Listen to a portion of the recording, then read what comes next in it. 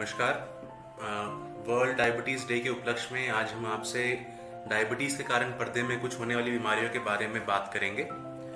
जैसे कि आप जानते ही हैं, हमारे देश भारत को diabetes capital of the world कहा जाता है, क्योंकि पूरे विश्व में सबसे ज़्यादा डायबिटीज़ या मधुमेह से पीड़ित लोग हमारे ही देश में रहते हैं। अभी डायबिटीज़ दो प्रकार की हो सकती है, जिसको टाइप 1 डायबिटीज़ या टाइप 2 डायबिटीज़ कहते हैं।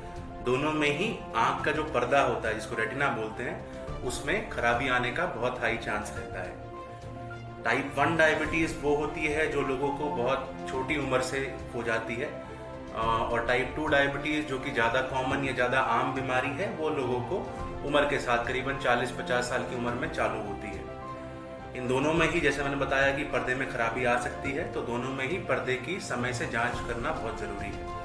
टाइप 1 डायबिटीज़ में बोला जाता है कि जिस दिन पता चले कि अपने को टाइप 1 डायबिटीज़ है, उसके 5 साल बाद से आँख की जांच हो जाना चालू कर देना अनिवार्य है।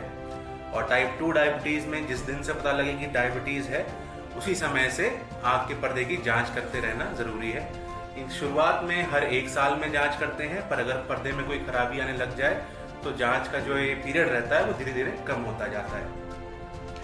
अभी डायबिटीज़ में पर्दे में काफ़ी बीमारियां हो सकती हैं, तो उसके बारे में समझाने के पहले मैं एक बार जस्ट आपको एक आँख का मॉडल दिखा देता हूँ। ये अपनी इंसानी आँख है, जिसमें ये आगे की तरफ आँख की पुतली, यहाँ बीच में लेंस, और ये पीछे वाला हिस्सा ये होता है आँख का पर्दा। तो जैसे आप देख सकते हैं कि आँख के पर्दे में ये बहुत सारी खून की नसें होती हैं, और ये खून की नसें ही हैं जो कि डायबिटीज़ में जिनमें खराबी आती है। तो डायबिटीज़ में मेनली मोटा मोटी तीन चीज़ें हो सकती हैं।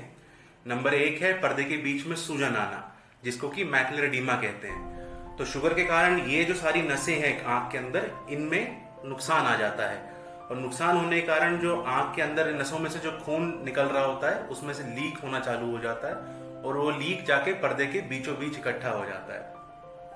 पर्दे के बीचों बीच लीक इकट्ठा होने के कारण पर्दे के बीच में सूजन आ जाती है, और इसी को डायबिटिक मैकुलर एडीमा कहते हैं। इसमें पेशेंट को यूजुअली कम दिखना चालू हो जाता है या धुंधला दिखना चालू हो जाता है। उसके अलावा अगर सीधी लाइनें कोई देखता है तो वो टेढ़ी मेढ़ी होनी चालू हो जाती हैं। इसके अलावा डायबिटीज़ में ही, क्योंकि इन नसों में नुकसान होता है, तो काफ़ी हिस्सा है पर्दे का जहाँ पे ठीक से ऑक्सीजन पहुँच नहीं पाता या ऑक्सीजन की सप्लाई कम हो जाती है। इस वजह से वहाँ पे नई नसें बननी चालू हो जाती है, नई खून की नसें।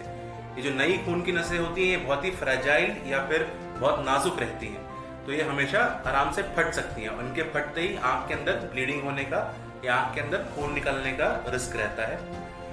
अगर आँख के अंदर खून निकलता है तो एकदम से ऐसे लगता है जैसे कुछ आँख के सामने आ गया हो, रोशनी पूरी तरीके से कम हो जाती है, या फिर बहुत लोगों को ऐसा लगता है कि आँख के आगे कोई काला सा बादल जैसा हिल रहा है। इसके अलावा यही जो खून की नई नसें हैं, ये जब सूखती हैं तो सूखने पे पर्दे को खींचती हैं, पीछे आँख के पर्दे को खींचती हैं, और खींचने की वजह से पर्दा भी उखड़ने लग जाता है। इसको पर्दे का फटना या फिर ट्रैक्शनल रेटिनल डिटैचमेंट बोलते हैं। इन तीनों ही बीमारी में अपने को इलाज करने की ज़रूरत रहती है। डायबिटीज़ के पेशेंट्स में इलाज के मोटा मोटी 3 रूप रहते हैं। एक होता है आँख के अंदर लेज़र करना, दूसरा आँख के अंदर इंजेक्शन देना, और तीसरा होता है आँख की सर्जरी की ज़रूरत पड़ना। पर ये कौन सा करना है वो आप जब अपने रेटिना विशेषज्ञ को दिखाएंगे तो वो ही आपको ठीक से गाइड कर पाएंगे उस बारे में। पर सबसे जरूरी चीज जो एक डायबिटीज के रोगी को पता होनी चाहिए कि ये बीमारी सीधी सीधी आंख की बीमारी नहीं है, ये शरीर की बीमारी है जो कि आंख के अंदर आ रही है। तो जितना अच्छा आप अपना शरीर रखेंगे, उतना ही कम चांस होगा कि आंख में बीमारी आए। तो मधुमेह का कंट्रोल रखना सबसे जरूरी चीज है। उसके अलावा समय से अपने रेटिना विशेषज्ञ को दिखाते रहना, उसका भी बहुत महत्व है। बाकी मैं आशा करता हूं कि हमारी वार्तालाप आपके लिए लाभदायक रही हो।